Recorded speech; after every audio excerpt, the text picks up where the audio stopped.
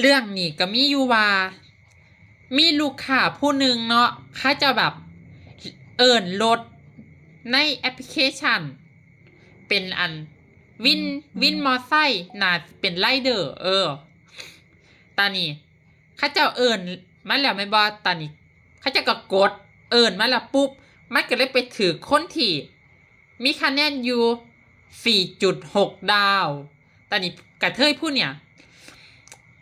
เพิ่นบอกได้ว่าเพิ่นเป็นแพนิคเพิ่นย่านเพิ่นบ่กล้านั่งกับอันคนคะแนน4.6ดาวเพิ่นอยากนั่งกับคนที่มีคะแนน5ดาวจังซี่นะตานี่ไรเดอร์น่ะเพิ่นก็คือสิ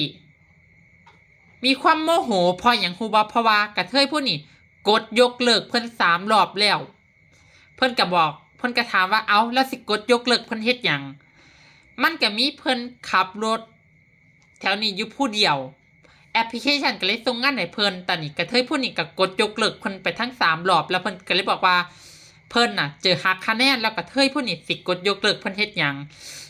อันนี้ข้อยก็สิอยากบอกให้ไรเดอร์ผู้นี้ฟังด้วยว่าเรื่องนี้ไรเดอร์ก็บ่ได้ผิดกระเทยก็บ่ได้ผิด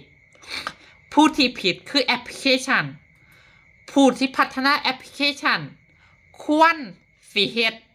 ให้ลูกค้าสามารถเรียกได้ว่าสีนางกับคนขับจักคะแนนสีนางกับผู้ใดเพราะว่าในเหตุการณ์นี้ลูกค้าเขาจะก็อุตส่าห์กดยกเลิกไปตั้ง3รอบแล้วรอบที่2น่ะแอปพลิเคชันก็ควรสิส่งงานให้ผู้อื่